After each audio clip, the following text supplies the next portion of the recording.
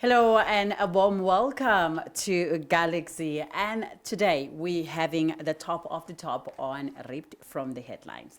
My name is Sandra Nomusa Kuto, and I am joined today in the studio by Professor Chris Lensberg. Am I pronouncing correctly? Thank you very much. Lensberg. That sounded a bit sophisticated. I've got to be. I'm with the professor right here, so I've got to up my game. Don't so let that the title I put intimidate you. everything into, I need to use like big words. I need to put things into perspective. You know what I'm saying? Yeah, well, thanks very much, Professor, for joining us today on Read from the Headlines. On this show today, we will be giving you, all the stories that we believe that have made the headlines during this past few days and throughout the week. But maybe we'll start by, giving the viewers at home the topics that we're going to be discussing today so that you can obviously prepare them to get the day going. So we'll be talking about, first thing, the junk's status that we've been downgraded to. It's a big story. It's a big issue that we need to go into. And then we're also going to look into, countries like USA, China, Italy, on how hard have they been hit hard by coronavirus, and also the impact in Africa as well. So we'll look into that story as well. And we also will go down and also look into exactly, are we being given the right information about this coronavirus? There's a lot. So please do stay with us because we're going to hit you with most and most. We're going to rip it open, rip it apart. So now let's just go straight to the first story. South Africa has been downgraded to junk status. And what does this actually mean to an ordinary South African person? Now, for instance, for someone who's in Tembisa, for example, how does that impact that person? How does the junk status impact their economy, which has come at the worst time? After you are dealing with coronavirus, on the other side, you're reporting deaths as well. And then on the other hand, you are being downgraded to junk status. It is times like this when they're telling you that it doesn't rain, it pours. It does pause for South Africa right now, Professor. Give us a little bit of, a ripping, just rip this thing off for us as to what exactly does this mean to South Africa? I don't think after that introduction there's much ripping to do. You've really wrapped it up yourself. Oh. But let's start on a light note. For sure. But I actually think there's something to say about it. It seems to me that we love junk food and junk status in South Africa. Guess who's talking? So yeah, as they say, when the shoe fits, wear it. Yeah, but, for sure. No, but so the way the junk status issue is being handled typically out there, Yes. is that apparently the markets, these amorphous people that makes economies go up and down and currencies go up and down, that apparently it's already being factored in.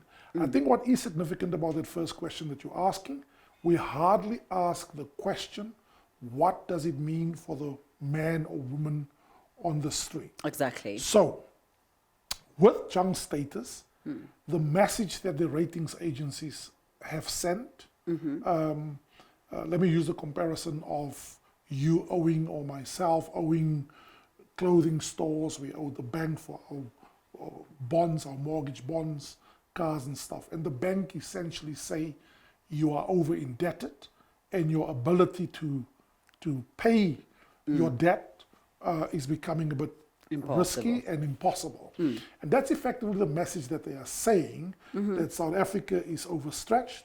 We're becoming a risk to pay back money debts. that we're going to borrow, and we need more money now than ever, given the point that you've made about the crises, multiple crises that we face. Yes. The triple helix of poverty, unemployment, joblessness, and the like. So what does it mean for the person in Tembisa, as you've asked? Because it's more expensive for the Reserve Bank and the banks and certainly the government, the state, to borrow on the international markets, that cost, that higher rate that they now have to pay, who does it get transferred to? clearly the person who, Exactly. who sits with that. Yes. So it will become more difficult for us to lend, to borrow. The poorer you are, the less affordability you Yes. have Yes. to raise money. So Yes. it's going to be more difficult. Yes. But the real impact, and I know it's a point we're going to come to later, that you said in your introduction, what are some of the hidden points that are not being told? Yes. There is no doubt that with the downgrade coinciding with the coronavirus, Yes. and we're all Yes. sitting now in lockdown at home, many people who had a job before the day before the president's announcement Imagine. now sit at home in expectation that after the lockdown, when the president unlocks us all again, we'll return to job. I wish to make a dire prediction that the combination of the virus, the downgrade, etc., means that fewer people will come back to work. For sure. We'll have more unemployed. So that person's in Tembisa who's already unemployed, struggling to make a living, Yeah. will now be joined by a longer queue. The consequences is serious. So let me end on this note with this question. As I've said in a previous show, we don't face a crisis of democracy in this country. No, not at But all. we've got an unprecedented social crisis. Poverty, joblessness, hunger, a disease burden that is very heavy. And the junk status is just almost another curse that is now being put on our burden of a litany of problems that we face. It is, very, very sad to actually hear and see that this type of situation does not actually favor the poorer. It continues to add extra burdens to the poor people because they are the ones, or let me just say we are the ones that are going to continue suffering on top of what is going through right now. Before we can get into the next question, we probably should just take a very short break. I'm feeling very, very bad right now that, the poor people are continuously being dropped in an ocean to just find ways to swim for themselves. But we'll talk more about it as soon as we come back. Let's just take a very short break.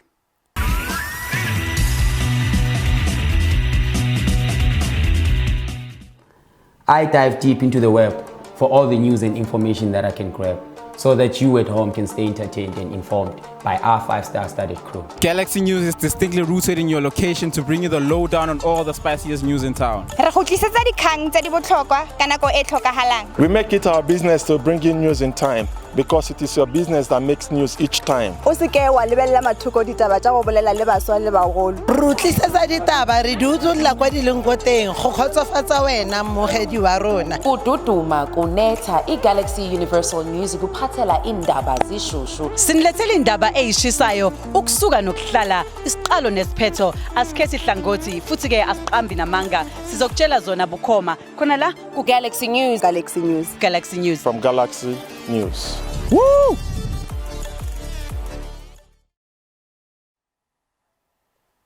Welcome back to Read from the Headlines. My name is Sandana Mosaka Kuto. I am still sitting right here with Professor Landsberg. We're going to be continuing to, unplug and or rip off most of these topics that we want to talk about today. But let's quickly maybe look into our next question, Professor. COVID-19, the pandemic has been a big elephant in the house. Countries like the USA, China, Italy, and as well at this moment, USA is actually the hardest hit with so many deaths. So what will actually happen to Africa if such big powerhouses are affected so terribly? Donald Trump will say bigly. So they are really, really in crisis, and they've got all the resources. They've got everything that you would, us as African countries, we look up to. We want to be like them. But at this stage, we can see that they're struggling with this virus. A lot of people are dying on a daily basis. Is there hope for Africa? I will challenge the assumption that we want to be like them. Of course, we want to industrialize. But let me just make a link between this very significant question you're asking and the previous conversation that we had. Yes. In the previous conversation, we said that it's the poor that will feel the ultimate burden of the downgrade, and we don't talk enough about that dimension. We talk about markets and the rand and how our currency fluctuates and so on. Yes, yes. Let me come to this point. Imagine, just imagine, Sisanda, if this disease, as the assumption by the Afro-pessimists are out there, it always starts in Africa. Imagine if this coronavirus started in Africa and hit Africa before it hit China, Korea, Japan, Asia. The response would have been minimal, to say the least. So we would have had terrible effects. But let's come to your elephant in the house question, because I think it's a significant one. What this virus has done, it has exposed great powers that has almost lived and sold to us a myth about just how great they are. So let me start with two Western powers. Who would have thought that the day would come that a Republican Party in America in power at the moment and a Tory or Conservative Party in Britain would have to make the health system and healthcare their priorities?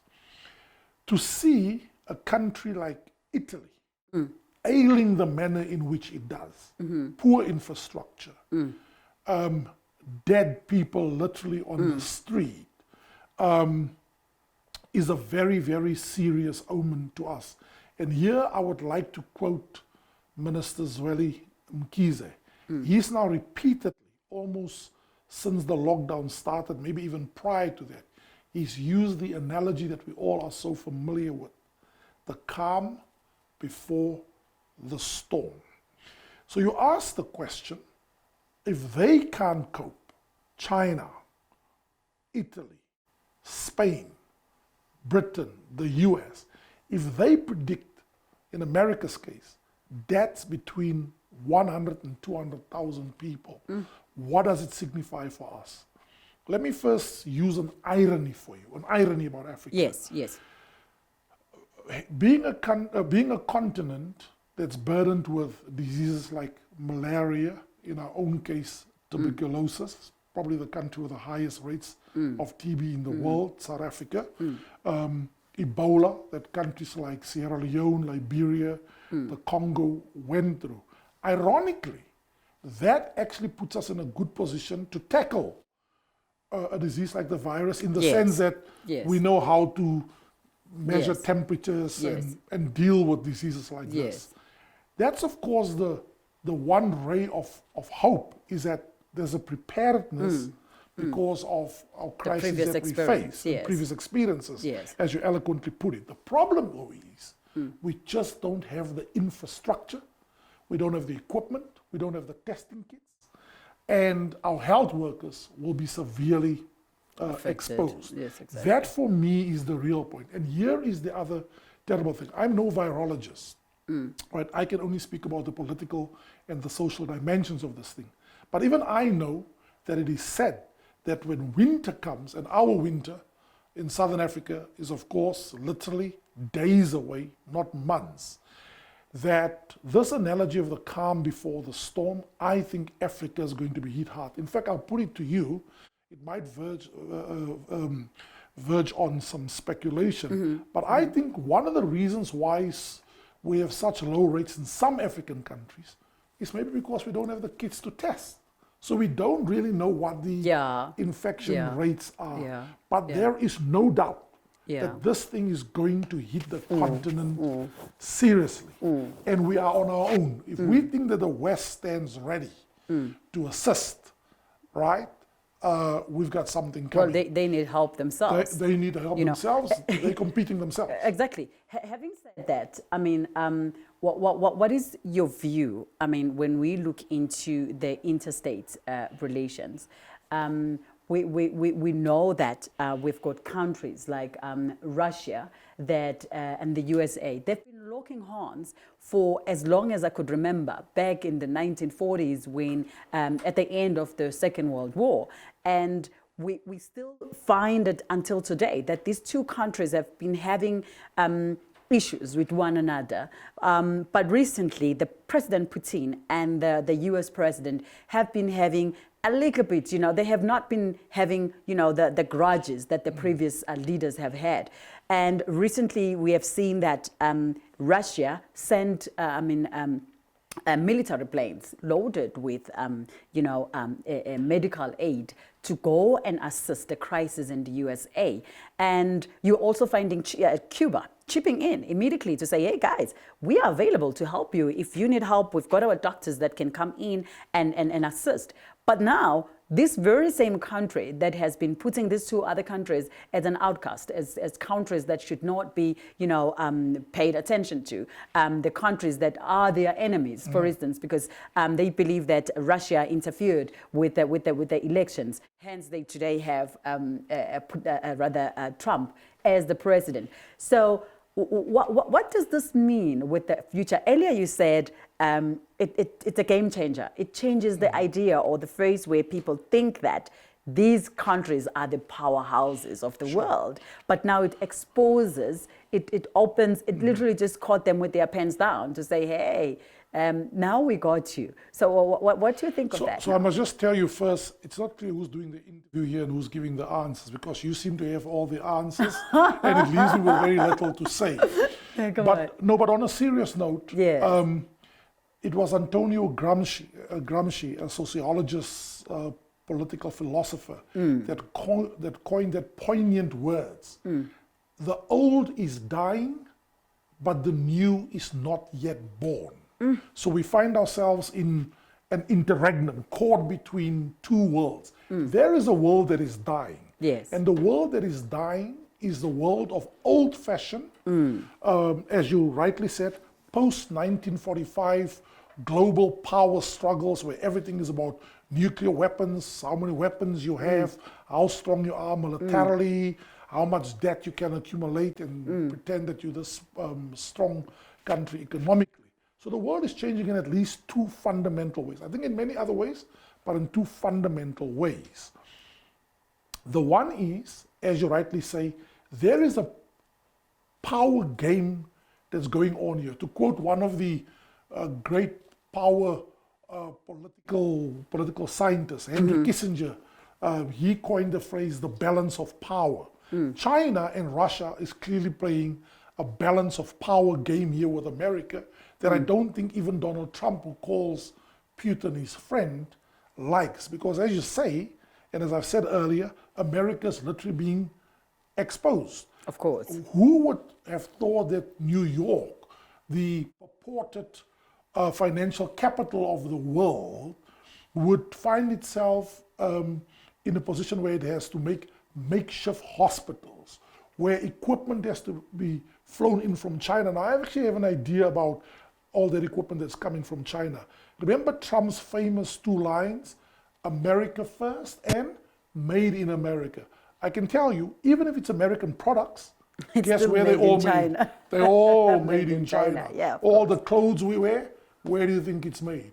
In the factory of the world and so on. So there's a balance of power game going on. Yeah. But the second thing, Sisanda, that I think we have to discuss, socially, the world is changing in ways that is unrecognizable.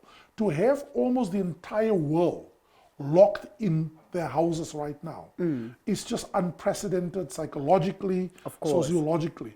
So the one final point I'll make is that I think health and pandemic management will become more serious in futures to come. And again, Africa might not be ready and we might not have the resources for it. Well, just to touch on that before we go to our last question, is that some African countries so far, they claim they have not reported any case. But it goes back to what you said earlier. Maybe we don't have resources to even test, if ever that person is positive or not. So, which is very, very disastrous. But let's be positive about the response by Africans so far, including our own country. I still think this thing is going to hit us extremely hard in ways that is unimaginable. To quote the former apartheid Prime Minister Foster, it might be too ghastly to contemplate. The consequences might be so serious that we can't really imagine how hard we're going to be hit with this thing. So I think Africa has managed it well. Yeah. I know not of a single Southern African country that hasn't taken measures. Our own government is being lauded for the early steps it's taken, Yes. not in the least social distancing, Yes. a lockdown, and Yes. so on. Yes. But here is the critical question that President Ramaphosa and other African leaders ultimately must face. Are we really facing a cruel choice between the health of the economy versus the health of life? Is that really our choice? Because the longer we stay in lockup, the more we're creating an unprecedented yes, social economic crisis of hunger, poverty, people who can't sustain themselves, people who live on grants, people who are waiting for government for food parcels. So it's a dire situation. Exactly. It's a very sad reality, though. You know, when we move into the last question, is that are we being told everything about this COVID-19? What is your view in the state of economy after this pandemic? Do you think that there are other businesses will be able to come back into operations? I mean, we know that some businesses, like, you know, your food industry, for instance, restaurants and stuff like that, if they don't sell food, obviously they will lose out. And some of them, you know, when the cut down came or like the lockdown came, they already had stock inside their fridges and stuff like that. Some of those things have rotten. They've lost money. Are we going to be able to survive after this? There are narratives that we're not having. Let's give credit where credit is due. I think government is doing a very good job by sharing information almost daily, right? Other actors as well. But there are conversations that we're certainly not having in public that I suspect is going on in private. I have a strong view that government is currently talking to big business and say, you will have to do things that you've never done before. It's no longer about your economic bottom line. Yes. It's now yes. about lives and Yes. what can you do to help us with the heavy lifting. Yes. So to come again to a very important point that you're raising, and let me just put it in simple terms. There will be losers, many, many losers, and there will be winners. Let me start with the Leads a winners. number of winners. Let me start with the winners. Okay. There are those that are benefiting from the crisis. There are those, not because of ill intentions necessarily, but there are some of those Yes. for ill intentions. Yes. You know, some thrive on crises, Yes. right? Like those that are selling one mask for 30 rands. What a former colleague of mine called ambulance chasers. You know, the more conflict you have, Yes. the more you stay in business. Yes. Right? So, so there are those that will thrive. The president, during the first announcement that he made, in fact, the announcement of the lockdown, said the supermarkets will stay open. And we almost forgot about the township economy. Yes. And it's good to see that that narrative is changing. But the narrative that we're not having, the storyline that we are not having, is how many losers we're going to have, how many poor will join the queue, how many people will remain jobless, how many students sitting at home right now because of a lockdown will not return to school and will have a wasted year academically and otherwise. But that there will be losers, there is no doubt. And the one positive thing from the crisis globally that we can take out of this, there might be less emphasis in future on so-called big politics of weapons and nuclear weapons, and more emphasis on the cost of human life and not just the cost of the economy. Wow. Professor, it's always a great pleasure to talking to you. I wish we could actually extend our conversation to over and over and over again, but due to time constraints, we're going to have to maybe end this conversation for now. But we thank you very much for coming in on Rip from Thank the- you, the- but on- next time, right, just be clear about who's the professor and who's the presenter, because you really took over the show. Like, do I sound You like had a all- professor? well, absolutely. I think the audience out there might be very confused. Well, you know what? Let's just take it as a compliment, okay? So don't expect too much. It's probably only today, right? Maybe because I'm learning from it. I spent a couple of hours with you earlier on, so maybe that's where this whole thing comes from, right? So we will do be done. I'm definitely going to have to bring you back to the studio one day. We're going to have to come back on this couch and really rip these topics up and just find out on how can we go deeper and let our viewers at home get to understand. Thanks for having me. Thank you so much for having us. And again, my name is Sandana Musaka. Please do join us. I almost actually didn't pronounce my own surname correctly. The effect of being here sitting next to the I professor. wouldn't even dare Like, to pronounce your Listen surname. to me now. I can't say my own surname right. Gosh. Anyway, let's do this over again. My name is Sandana Musaka Kuto, right here on Galaxy, and this show is Ripped from the Headlines. From myself and the rest of the team, I wish you all the best. Professor. You give me so much.